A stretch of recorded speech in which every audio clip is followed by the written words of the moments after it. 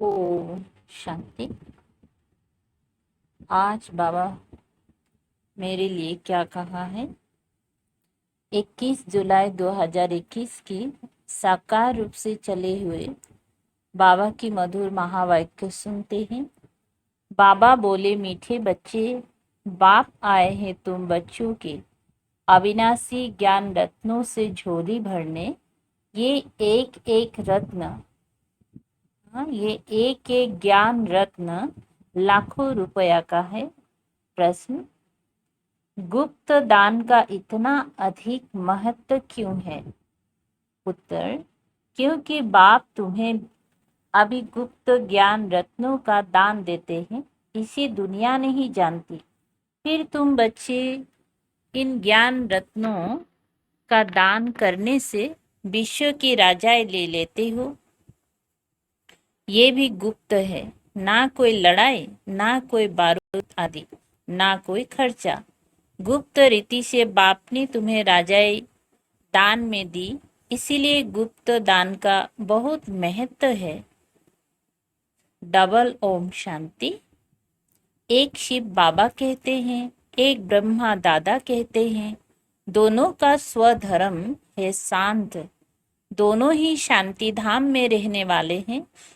तुम बच्चे भी शांति धाम में रहने वाले हो, निराकार देश में रहने वाले आए हो साकारी देश में पाठ बजाने। क्योंकि ये ड्रामा है ना। बच्चों को ड्रामा के आदि मध्य अंत का ज्ञान बुद्धि में भरा हुआ है, ऊपर से लेकर नीचे तक। ऊंचते ऊंच भगवान, उनके साथ बच्चे। इन बातों को अच्छी रीति समझो। तुम्हारे सिवाय ये ज्ञान कोई में है नहीं। तुम पढ़ते हो खुदाई स्कूल में। भगवानुवाच, भगवान तो एक ही है, कोई 10-20 भगवान नहीं है। जो भी सब धर्म वाले हैं, उनकी जो भी आत्माएं हैं, सबका एक ही बाप है। फिर बाप सृष्टि रचते हैं तो कहा जाता है प्रजापिता ब्रह्मा। शिव को प्रजापिता नहीं कहेंगे। प्रजा तो जन्म मरण में आती है। आत्मा संस्कार के आधार से जन्म मरण में आती है। फिर चाहिए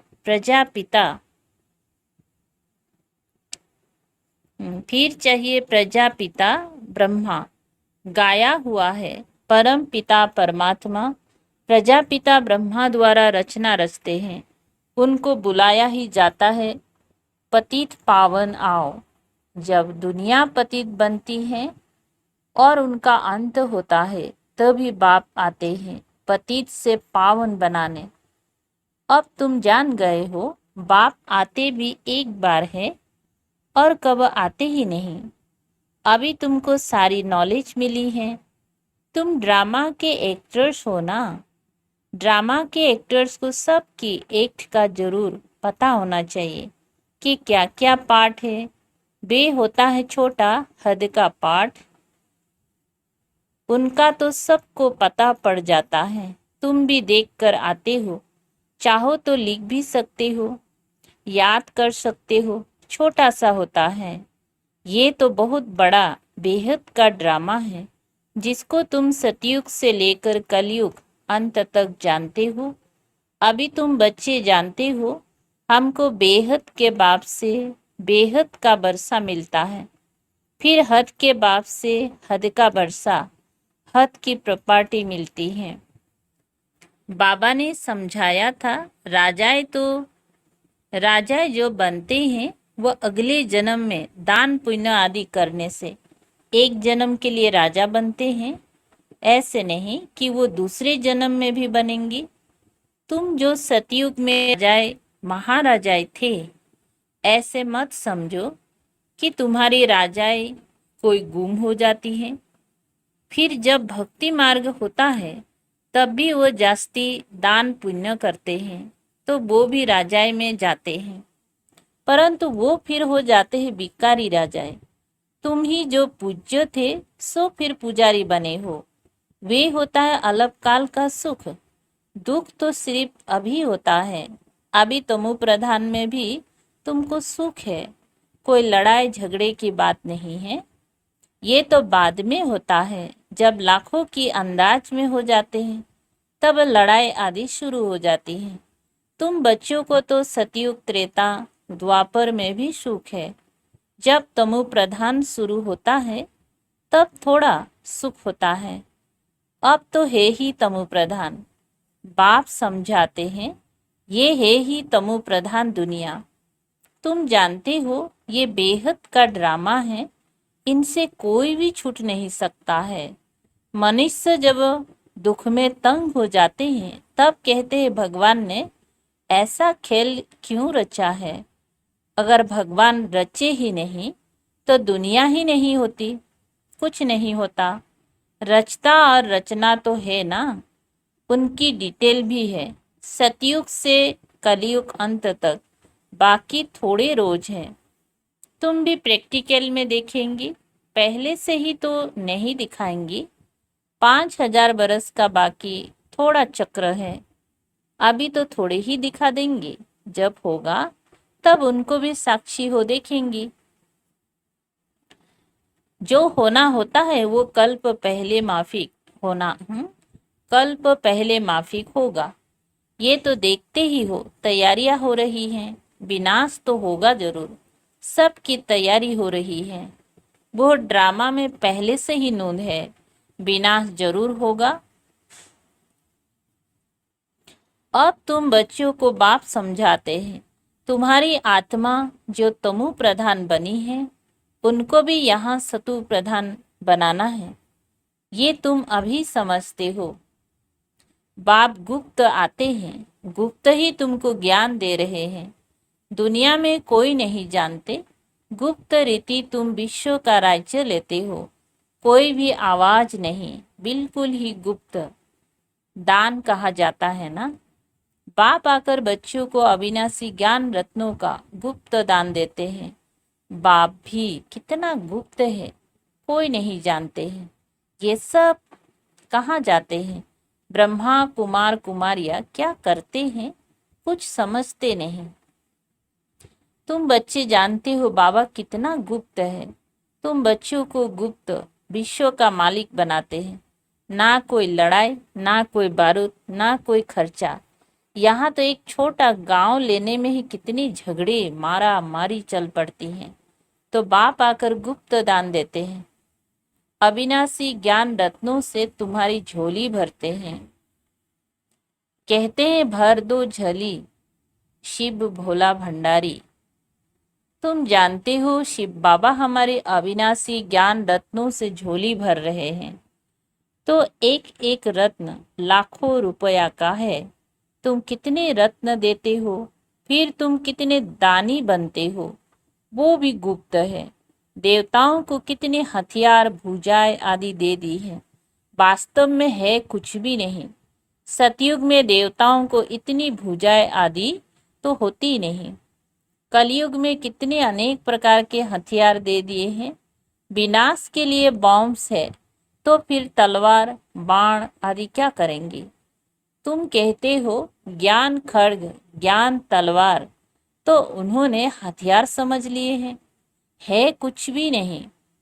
तुमको तो गुप्त दान मिलता है, तुम फिर सबको गुप्त दान देते हो। तुम जानते हो बाबा हमको श्रीमत दे रहे हैं, श्रीमत है ही भगवान की।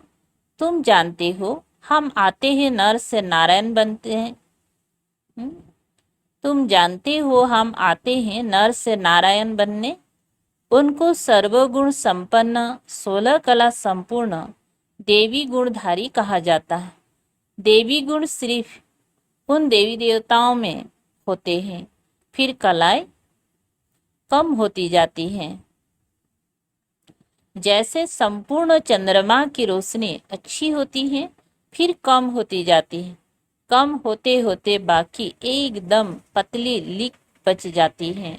सारा गुम नहीं होता, लकीर जरूर होती है, जिसको अमावस्या कहते हैं।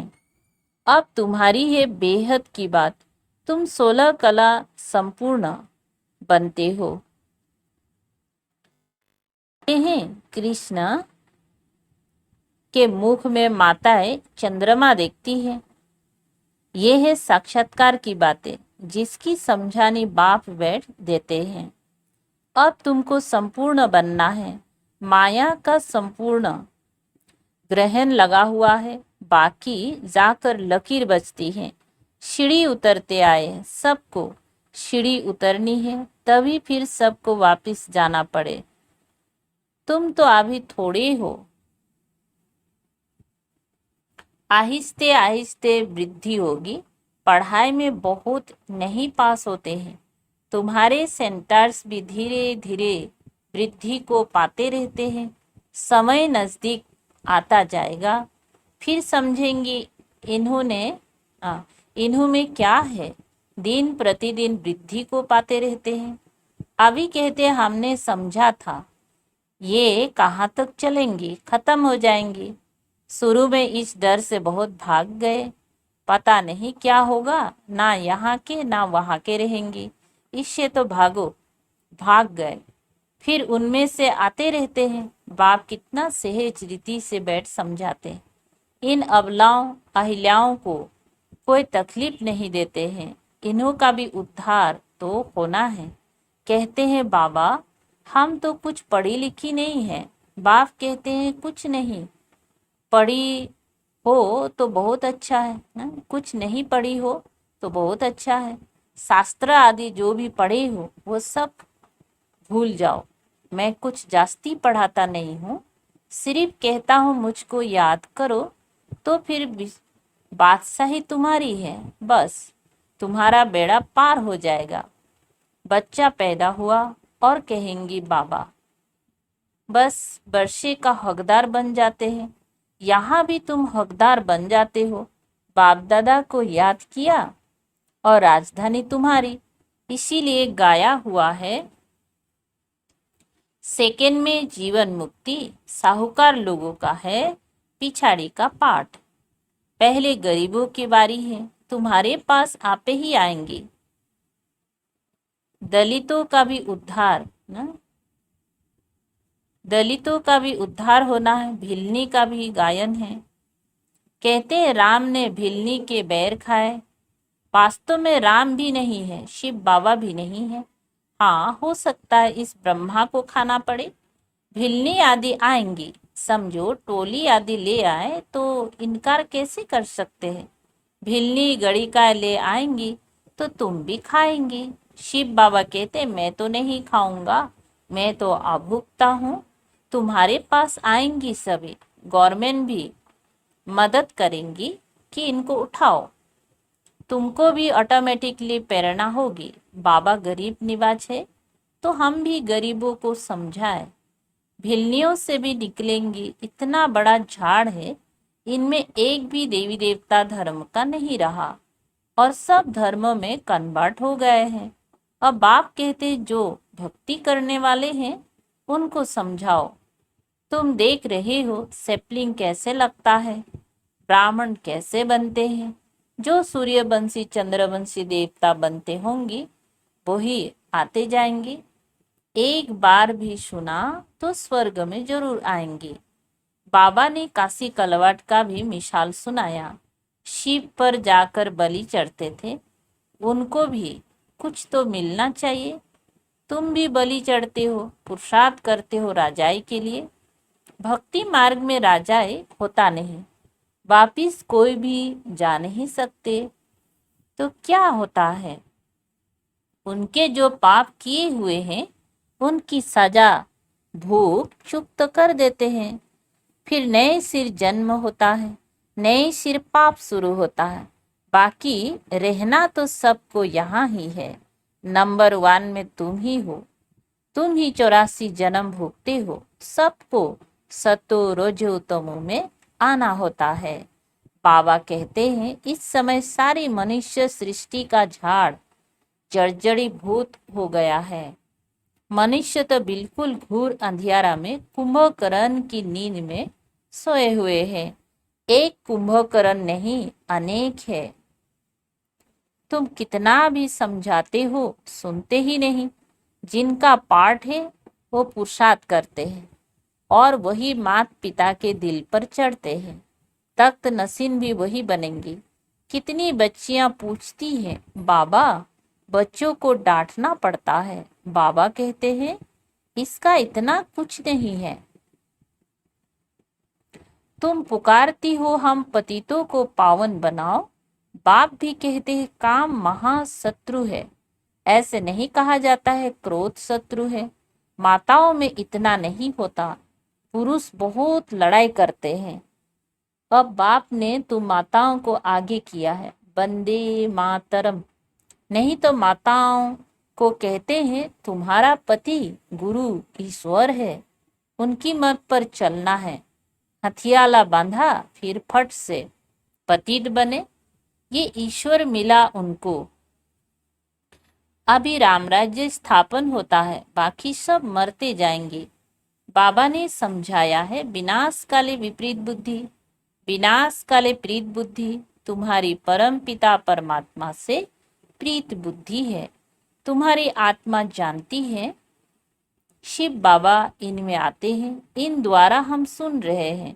इतनी छोटी बिंदु है। शिव बाबा का ये टेम्पररी रथ है।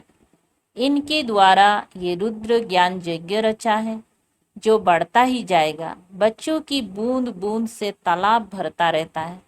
बच्चे अपना सफल करते रहते हैं क्योंकि जानते हैं ये तो सब कुछ मिट्टी में मिल जाना है, कुछ भी रहना नहीं है।